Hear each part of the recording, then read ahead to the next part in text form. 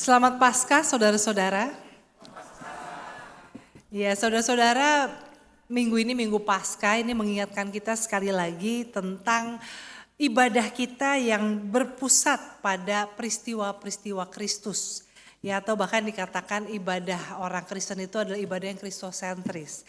Kalau kita melihat rangkaian hari raya gerejawi dimulai dari tahun baru itu masa Advent. Masa Advent, masa kita menantikan kelahiran Tuhan Yesus, kedatangan Tuhan Yesus ke dunia. Ya, lalu masa Natal, masa Epifani, pembaptisan Kristus, Yesus dimuliakan, transfigurasi, lalu kemudian masa-masa Prapaskah. Kita menghayati ajaran Tuhan tentang pengorbanan, kita menghayati penderitaan Kristus pada masa Jumat Agung, dan juga kita merayakan kebangkitannya pada masa Paskah. Tapi belum selesai ya saudara-saudara ya, hari raya gerejawi ini masih nanti berlanjut pada masa Pentakosta, dan di ujung tahun adalah Minggu Kristus Raja, di mana kita dalam penuh pengharapan menantikan kedatangan Kristus yang kedua kali untuk menjadi hakim bagi setiap makhluk hidup. Nah saudara-saudara, kalau Kristus Raja, Minggu Kristus Raja itu menjadi minggu terakhir dari hari raya gerejawi, dari tahun liturgis, di situ sifatnya pengharapan. Puncaknya ketika kita menantikan akhir dari segala sesuatu, Tuhan Yesus datang kembali, itu kita bicara tentang pengharapan, puncak dalam bentuk pengharapan, masih belum terjadi. Maka peristiwa Paskah ini menjadi puncak kemenangan karya keselamatan dalam bentuk realita, karena sudah terjadi.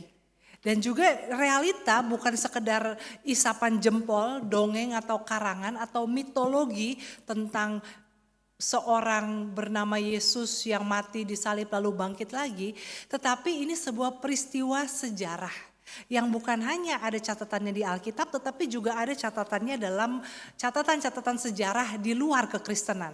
Ya, catatan sejarah dunia di luar kekristenan mencatat ada Pontius Pilatus, ada Herodes, ada tradisi, bukan tradisi sebetulnya ya, tapi ada kebiasaan menghukum salib dan seterusnya. Semuanya ini tercatat dalam sejarah. Oleh karena itu saudara-saudara, ini menjadi karya keselamatan, menjadi dasar kita beriman.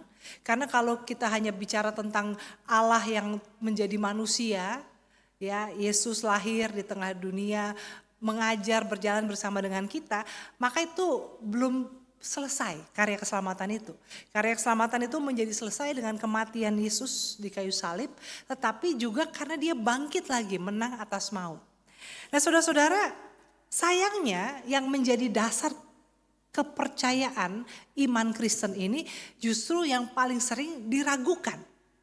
Baik oleh orang-orang di luar kekristenan, bahkan mungkin oleh orang Kristen sendiri. Mungkin kita sebagai orang Kristen setengah-setengah percaya, apa benar sih ada yang namanya kebangkitan orang mati? Apa benar sih Allah menjadi manusia? Apa benar sih karena kematiannya dan kebangkitannya kita menjadi selamat? Nah saudara-saudara, itu bukan hanya orang zaman sekarang sebetulnya. Bahkan murid-murid Tuhan Yesus yang hidup bersama-sama dengan Tuhan, mendengar langsung pengajarannya, menyaksikan sendiri mujizat yang Tuhan Yesus lakukan, termasuk mujizat membangkitkan Lazarus yang sudah 4 hari ada di dalam kubur. Mereka pun tidak langsung percaya. Mereka tidak langsung berharap bahwa Yesus akan bangkit, anak manusia akan bangkit pada hari yang ketiga.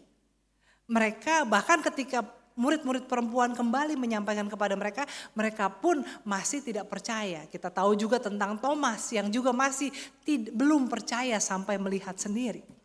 Nah saudara-saudara, ini menarik gitu ya, bahwa sesuatu yang menjadi pokok dasar iman kita justru ini menjadi sesuatu yang paling diragukan, bahkan mungkin termasuk oleh orang-orang Kristen sendiri. Tadi saya katakan bahwa ada catatan sejarah yang mengatakan bahwa peristiwa itu benar terjadi.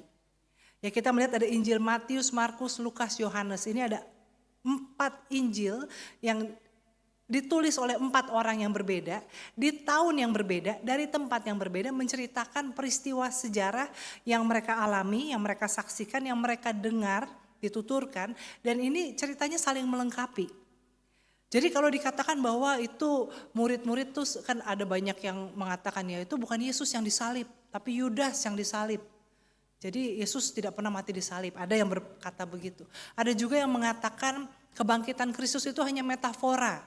Ada juga yang mengatakan Yesus itu tidak bangkit, tapi oleh murid-muridnya dibuat cerita karangan.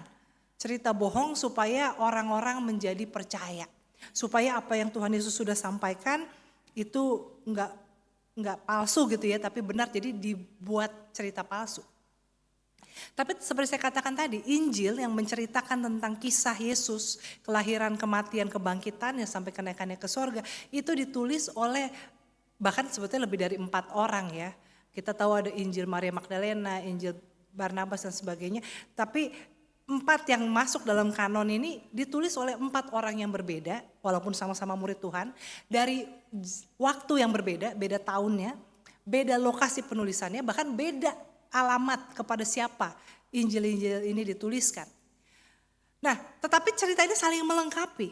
Kalau orang berbohong, kita kompak nih ya, berbohong, itu mengandalkan ingatan, memori ya. Karena hafalan, bukan ingatan dalam arti kesaksian, tapi ngafal nih. Oh iya ya, janji bohongnya seperti ini. Maka kalau kita mungkin terpencar, apalagi harus ada jarak waktu beberapa tahun untuk menceritakan kembali. Injil Markus itu ditulis tahun 60, Injil paling tua Markus, baru berikutnya Matius, Lukas, Yohanes. 60 tahun 60 Masehi itu ada 30 tahun lebih dari peristiwa penyaliban Kristus. Itu kalau orang bohong, cerita itu dikarang, udah lupa. Ya apalagi zaman dulu kan gak ada notebook ya, gak ada memo dan sebagainya, ya mesti diingat. Jadi cerita ini ada sebuah kesaksian yang nyata. Sebuah kesaksian hidup, pengalaman para murid yang juga didukung oleh catatan sejarah. Nah, tapi saudara-saudara, hari ini saya mau mengajak kita melihat bahwa bukan hanya peristiwa sejarah yang mencatat bahwa kematian dan kebangkitan Yesus itu benar adanya, tetapi juga ada peristiwa alam. Ketika Yesus mati, di Injil Matius, Markus, dan Lukas dikatakan bahwa dari jam 12 siang sampai jam 3 sore langit menjadi gelap. Lalu ketika Yesus mati terjadi gempa bumi yang sangat dahsyat dan tirai bait suci itu terbelah. Dan kalau kita membaca Injil Matius tadi dikatakan pada pagi kebangkitan Yesus terjadi gempa bumi ketika malaikat turun untuk menggulingkan batu kubur. Atau mungkin kita yang skeptis kita bisa katakan terjadi gempa bumi sehingga batu yang menutup kubur Yesus itu bergeser. Nah saudara-saudara, kalau dan peristiwa alam ini ada catatan sejarahnya bahwa pada antara tahun 2026 sampai 36 Masehi pada masa pemerintahan Pontius Pilatus di daerah Yudea ada gempa bumi seismik. Jadi gempa bumi yang cukup besar sehingga ada catatan sejarahnya. Nah Bapak Ibu Saudara-saudara, kalau kita melihat ini bukan hanya peristiwa sejarah, karena katanya sejarah itu ditulis oleh pemenang ya. Peristiwa catatan politik itu bisa dari sudut pandang siapa. Sejarah Indonesia di mata orang Jepang itu beda dengan sejarah Indonesia di mata orang Indonesia misalnya. Tapi peristiwa catatan bencana alam ini yang dicatat ini benar adanya. Dan kalau kita melihat ada orang yang ketika dia mati terjadi gempa bumi, langit gelap dan terjadi gempa bumi. Rasanya walaupun mungkin kita orang yang sangat logis gitu ya, kita sedikit banyak mungkin ada rasa berpikir orang ini pasti bukan sembarangan. Sehingga ketika dia mati bumi pun tampak berduka, ya, alam tampak marah. Dan kalau kita mengingat catatan bagaimana Yesus lahir, ada kunjungan dari orang Majus. Itu orang-orang Persia, orang Iran yang beragama Zoroaster yang memang mereka mengamati benda-benda langit. Dan mereka mengamati bahwa ada bintang yang sangat terang yang menandakan seorang raja telah lahir dan wilayah kelahirannya di daerah di mana Yesus berada. Saudara-saudara, kalau ada orang yang lahirnya, matinya dan juga kebangkitannya disertai dengan peristiwa alam yang juga tercatat. Karena peristiwa Herodes membunuh anak di bawah umur 2 tahun di Bethlehem itu pun juga peristiwa sejarah yang tercatat. Bukannya sekali lagi karangan cerita emak-emak gitu ya. Atau maksudnya Maria menceritakan dengan lebay, enggak begitu. Semua ada bisa kita lihat cross reference-nya, kita bisa mereferensi silang apa peristiwa-peristiwa ini. Maka Kebangkitan Kristus adalah sebuah peristiwa sejarah. Peristiwa yang disaksikan, dialami, dan juga dicatat oleh bukti-bukti pendukung di luar Alkitab. Sehingga seharusnya ini tidak lagi menjadi sesuatu yang kita ragukan sebagai orang percaya. Namun saudara-saudara, yang menarik adalah seringkali tadi sikap kita sebagai orang percaya tidak sungguh-sungguh percaya. Sekalipun sudah diyakinkan dengan bukti-bukti sejarah, catatan ini dan itu, bahkan mungkin logika, ya ilmu apapun lah. Seringkali kita mungkin percaya sampai di sini, tetapi sikap hidup kita, hati kita tidak seperti orang percaya. Seperti apa? Saya melihat ada murid-murid Tuhan Yesus itu seringkali kan kalau bilang murid-murid Yesus tuh yang laki-laki saja. Tetapi bukankah Maria Magdalena, Maria Ibu Yakobus dan Maria yang lainnya ini juga adalah murid-murid Tuhan Yesus. Yang sama-sama mendengar pengajaran Tuhan Yesus, menyaksikan perilaku kasih-Nya, melihat mujizat yang dikerjakan oleh Tuhan Yesus. Mereka juga mengalami sendiri dalam hidup mereka. Kita tahu Maria Magdalena adalah perempuan yang dikuasai 7 roh jahat dan Tuhan Yesus yang mengusir roh jahat yang berkuasa atas dia. Ini orang-orang yang hidupnya sudah disentuh oleh Tuhan. Kalau dibilang mereka mengalami sakit, luka, melihat sang guru mati disalib dengan dianiaya, dipermalukan. Kalau mereka tidak dikatakan mengalami takut, maka mereka tentunya juga mengalami takut. Apalagi kalau tadi dikatakan hari Jumat itu baru terjadi gempa bumi yang sangat dahsyat. Bahkan minggu subuh ini juga ada gempa bumi lagi. Saudara-saudara, kita tahu ya kalau gempa bumi itu jangan pergi ke daerah gua berbatu-batu. Ya kan, ya maksudnya ya jangan sekarang. Tetapi Maria Magdalena dan Maria yang lain mereka tetap pergi. Karena mereka sudah berencana nih ya. Mereka tetap pergi ke kubur Yesus. Sekalipun mereka tidak tahu bagaimana mereka bisa membuka kubur itu. Kalau tadi pagi pasca subuh, saudara-saudara ada bukan drama sih, jadi ada fragmen lah ya bagaimana batu kubur itu terbuka. Tahun depan ikut pasca subuh ya biar menyaksikan ya saudara-saudara ya. Ada malaikat menari lalu batu kubur itu terbuka keluar asap gitu ya. Pokoknya bagus lah ya, panitia sudah kerja keras untuk itu. Nah saudara-saudara, di sini kita melihat murid laki-laki mereka tidak ke kubur. Ya memang kita bisa katakan karena yang punya tugas untuk merempah-rempahi jenazah itu adalah kaum perempuan. Jadi ya udah, dan mungkin murid laki-laki mereka lebih takut karena mereka lebih rentan untuk dibunuh, ditangkap, dipenjara ya karena mereka memang selalu kelihatan bersama-sama dengan Tuhan Yesus. Mungkin itu yang membuat mereka juga tidak pergi ke kubur di pagi hari itu, di subuh itu. Tetapi di sini kita lihat bahwa seringkali kita itu sama-sama mendengar pengajaran yang sama. Kita melihat kebaikan Tuhan, pemeliharaan Tuhan dalam hidup kita. Tetapi ada orang yang hatinya bisa terus percaya sekalipun realita kehidupan itu menyakitkan. Kalau kita khawatir, kalau kita mengeluh itu wajar orang bisa maklum. Tetapi ada orang yang kalah karena realita.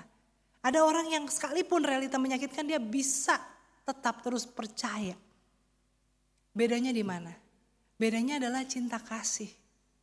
Mencintai Tuhan. Saya gak mengatakan murid laki-laki kurang mencintai Tuhan. Tapi saya mau menyoroti bagaimana murid-murid perempuan ini. Mereka mencintai Tuhan yang mati. Bahkan sekalipun Tuhan sudah mati, setidaknya tubuhnya bisa mereka urapi dengan rempah-rempah untuk terakhir kalinya. Dan demikianlah kalau kita bicara tentang Paskah, dasar iman kita, kebangkitan Kristus, saudara-saudara, ini memang sebuah dinamika kehidupan orang beriman.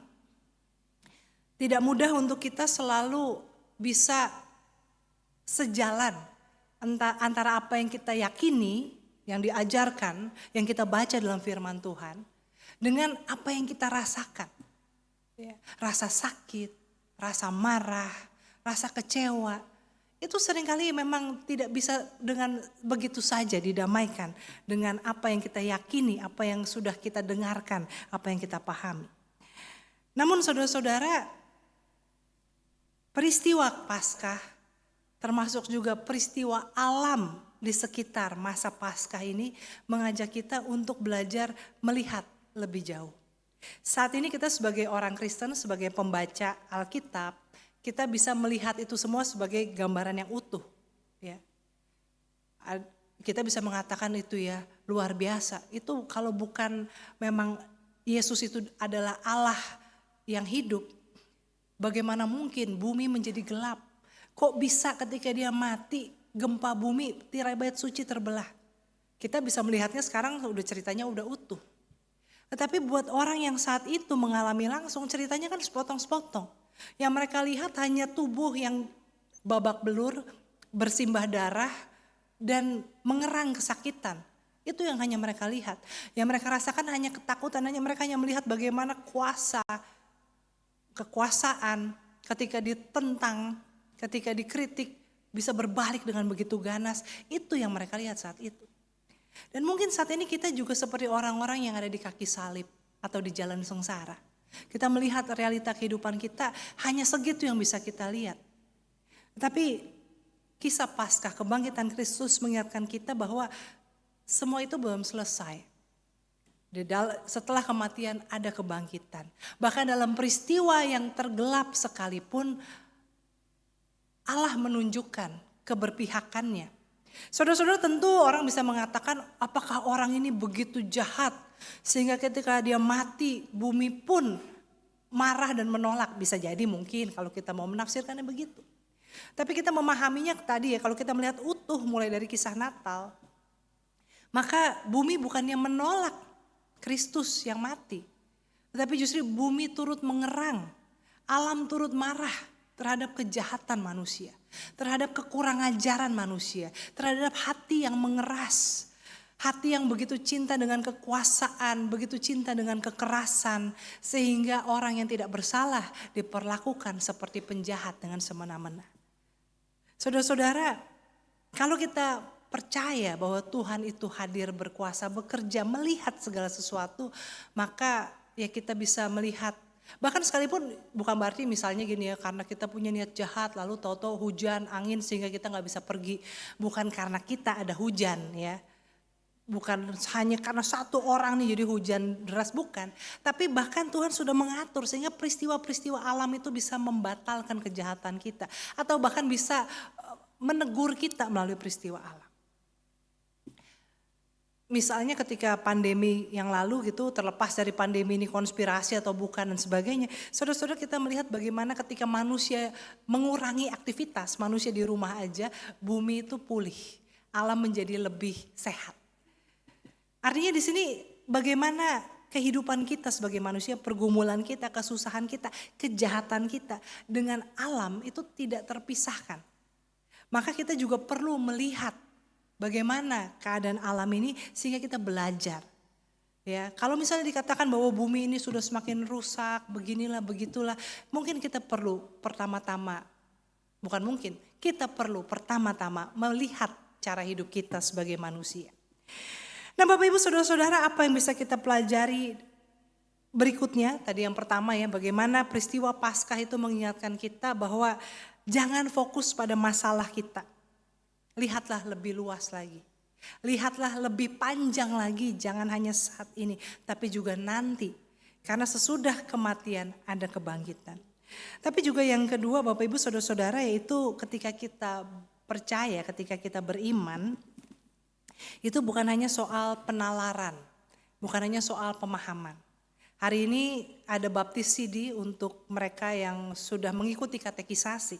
Saudara-saudara, dalam tradisi kekristenan orang itu untuk login gitu ya, atau untuk menjadi orang Kristen, untuk dibaptis itu gak cuma sekedar yang penting mau, ayo gitu ya.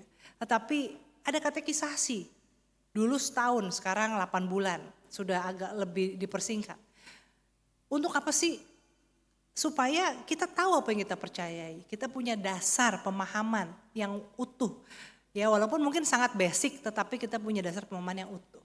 Saudara-saudara tidak mengatakan bahwa kalau kita percaya itu kita harus menjadi pakar teologi, harus pandai menjelaskan tentang iman kita. Enggak harus begitu juga. Tetapi minimal untuk diri kita sendiri kita punya pemahaman yang utuh. Kita bisa mendialogkan pertanyaan-pertanyaan kita dalam pembacaan firman Tuhan, juga dalam doa-doa kita, dalam relasi kita dengan Tuhan. Tetapi ini juga penting bagaimana antara iman itu antara pemahaman yang rasional, yang logis, yang utuh menyeluruh, tapi juga tentang perasaan. Karena seperti tadi murid-murid ya, baik yang laki-laki maupun yang perempuan, mereka punya pemahaman yang sama. Mereka sama-sama mendengar Tuhan Yesus mengajar. Kita ingat beberapa minggu yang lalu, Marta bercakap-cakap dengan Tuhan tentang kebangkitan orang mati. Ya, dia bilang, iya aku percaya Tuhan bahwa ia akan bangkit pada akhir zaman.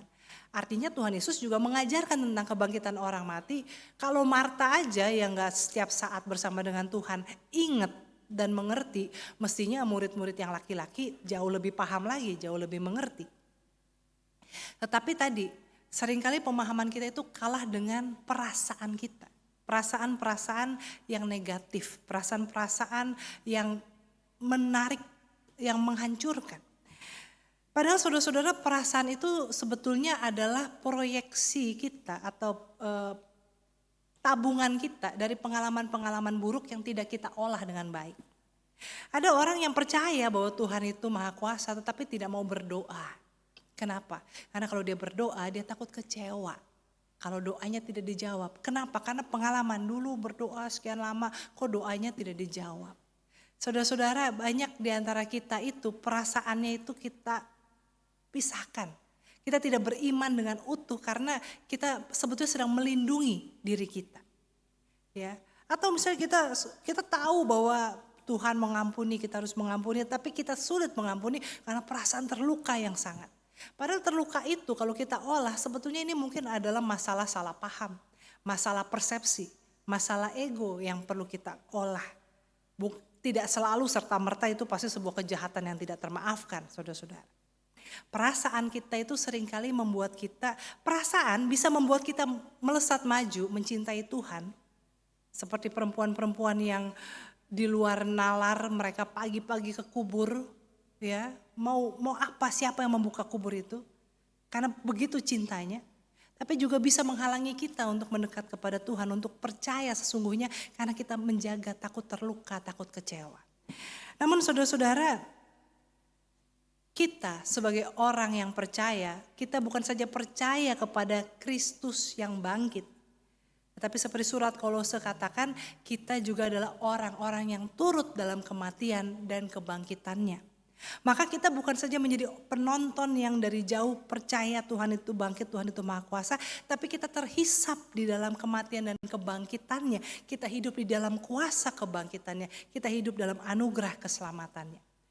Kita bukan lagi dari luar melihat ke dalam, tapi kita menjadi bagian di dalam Tuhan, Tuhan di dalam kita. Maka hari ini di Minggu Paskah ini kita diingatkan saudara-saudara, kebangkitan Kristus bukan hanya sesuatu yang bisa kita percayai karena ada dasar-dasar sejarahnya, bukan isapan jempol. Ini bukan hanya soal kita dimodali untuk berdebat, berapologetika dengan orang-orang yang tidak percaya. Tapi diingatkan bahwa Kristus yang bangkit itu juga telah menebus kita untuk turut dalam kuasa kebangkitannya, untuk kita hidup dalam iman yang utuh. Bukan hanya dalam pemahaman yang benar, tapi juga dalam rasa percaya, berserah, mengasihi Tuhan, dan dengan pengharapan melangkah memasuki hari-hari ke depan. Apapun yang terjadi, Tuhan yang mengalahkan maut, Tuhan yang berkuasa atas apa yang paling tidak mustahil, Tuhan itulah yang bersama dengan kita. Amin.